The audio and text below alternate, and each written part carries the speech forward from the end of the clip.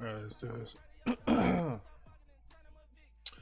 So obviously every time start open a room, my strategy normally is always get your materials first. So you always want to run around, open up these rooms, figure out where your materials are at. So right here I have all 7 of my cloths. You need 7 for tier 3 of each of them. So right here I see that I have all 3 of my shit right here. Now it's gonna be RNG every time because, you know, every layout is different every time you do it. So really you just want to run around, find your materials, um, find a room that has like 3 of the small NPCs and kill them, because it's, I believe 3 of them is a guaranteed at least 1 weapon frame, which is what you need to start for a better start.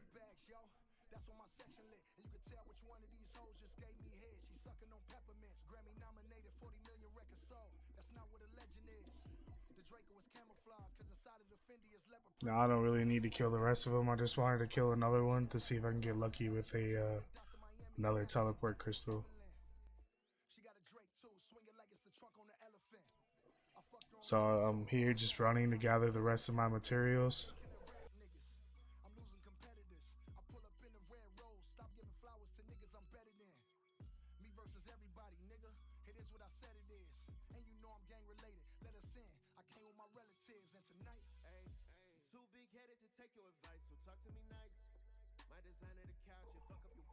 If you can do everything in one run before you teleport back, you should be able to fit. Should me get here. You should be able to fit 1 weapon frame, all 7 of your materials, and 2 of these herbs.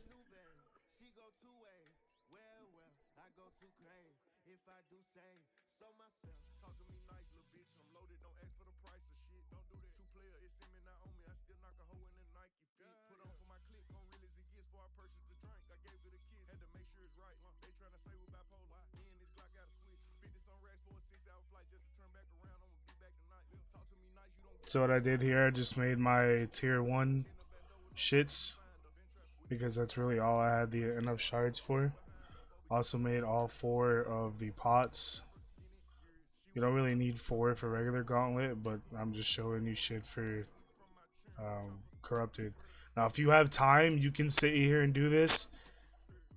You basically have to watch your time. So if you got time, you can sit here and, you know, kill the other NPCs for more shards, because it's gonna give you, like, I need the upgraded and get the upgraded staff right here. Boom.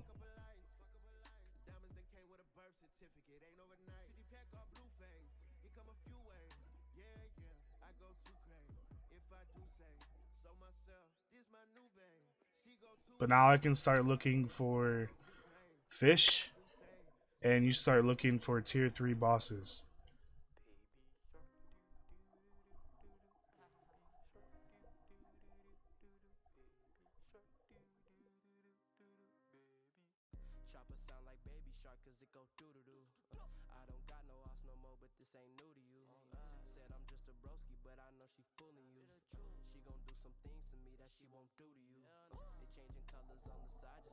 Boom, boom, boom.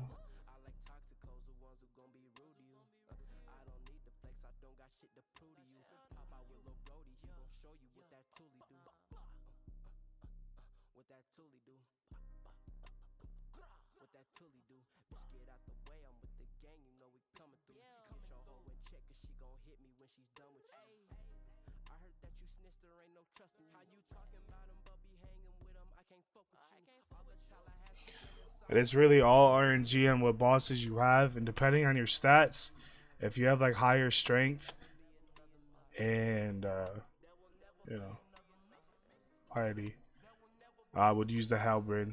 I normally like the halberd anyways because you can get a higher max hit, and it's just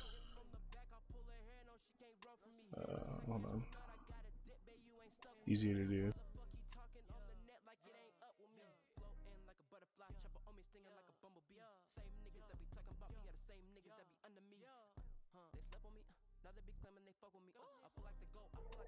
Now I don't really need this other pot, so I'm just gonna drop this shit.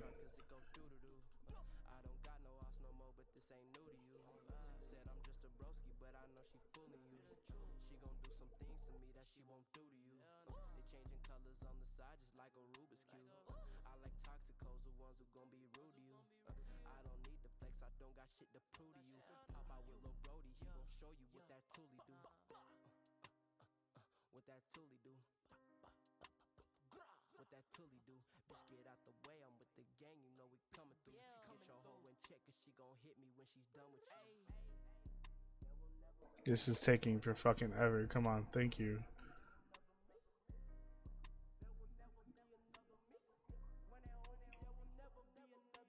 Now, really, because I need a little bit more shards, I'm just gonna run around and look for tier 2 monsters.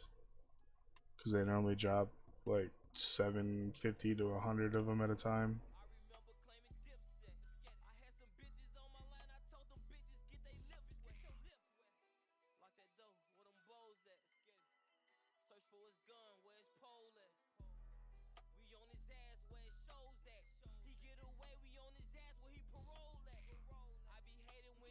Now, I'm only gonna kill this because I would rather use mage and, well, now range because my range is higher.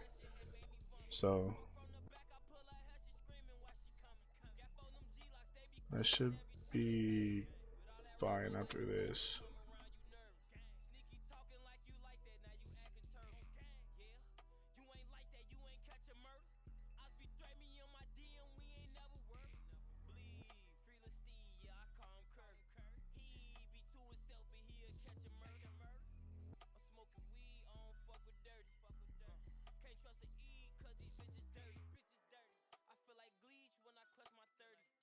So then now that you teleport it back, like I said, this is all RNG because every layout is different. Once you teleport back and you have enough shards, um, I'm not gonna make the tier 2 armor because I don't really need it and I don't have enough shards. I thought I had enough, but I guess not.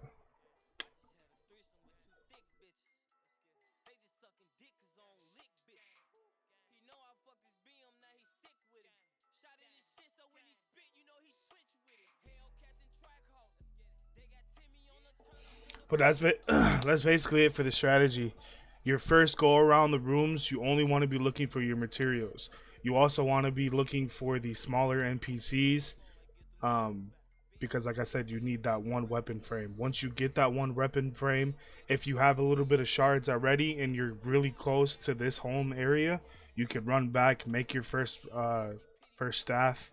I think the staff is better because it no matter your stats, it still gives a decent, pretty high hit. It's just accuracy, I believe, with higher mage level. Um, but the sooner that you can make that mage weapon, the easier you're going to be able to kill all the rest of the monsters for the rest of your shards.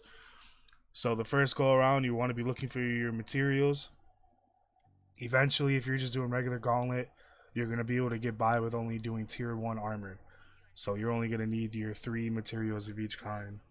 Um, but for now, I still do tier 2 armor and corrupted gauntlet just because I want to, make sure that I complete all of them. I don't want to end up dying during one and wasting that time. So if you got the time to always upgrade to tier 2, then do it because it just means that you take less damage. So hopefully, you uh, can survive at least. But yeah, first go around, get all your materials. If you only have enough to make your tier 1, like I said, drop 4 of each. Boom. Make your tier 1 armors. And then your second go around, you're looking for food.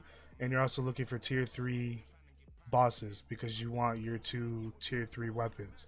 So whatever ones that you find, you kill them, you basically use them. As you saw what I did here, if you got an extra one that you're not going to use, you can use a pestle or mortar on it and it'll give you extra shards. I can kind of explain this boss fight, but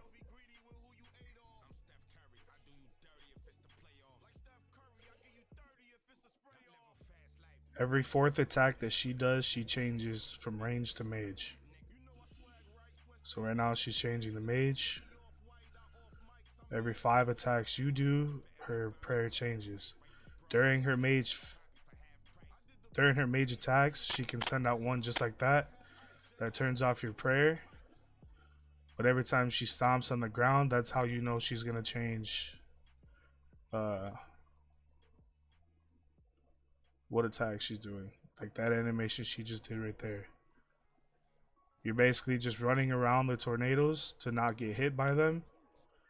You can do like a path. As you can see, it follows you where you go based on your true tile and where you are.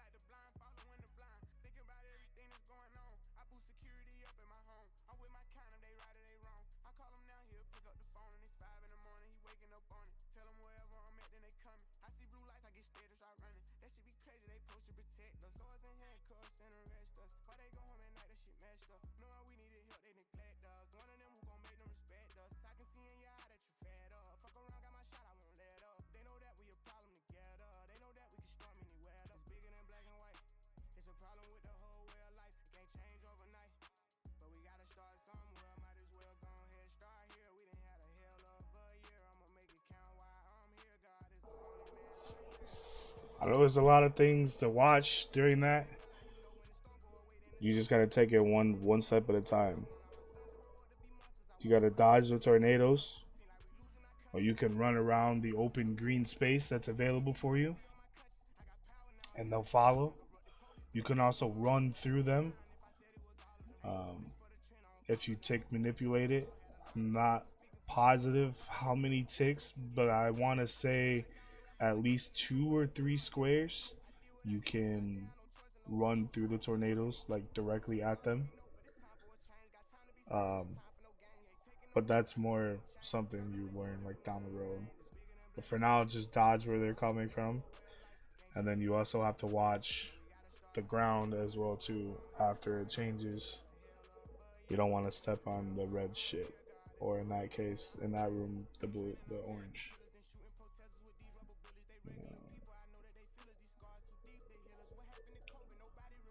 If she's if during her 4 attack phases, if she stomps on the floor if she calls in her tornadoes, that if you're counting her shit, if you're counting her attacks, if she calls in her tornadoes during the 4 attack phase, it counts as 2 of her attacks.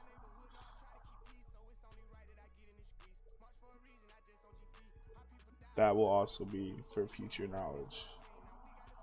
But for now, just watch her animations. As soon as she does that animation, where she like, you'll see you we watch in the video. Uh, that's when she's gonna change attack styles. So that's basically it. It's not gonna be the same every time. If at any point when you're doing your runs and you're running out of time and you know you're not gonna finish any of your shit, just teleport home with the crystal and quick exit. It doesn't count as a death. It doesn't count as a KC either. It just doesn't count as anything. You just wasted time, but you're gonna end up doing it anyways. So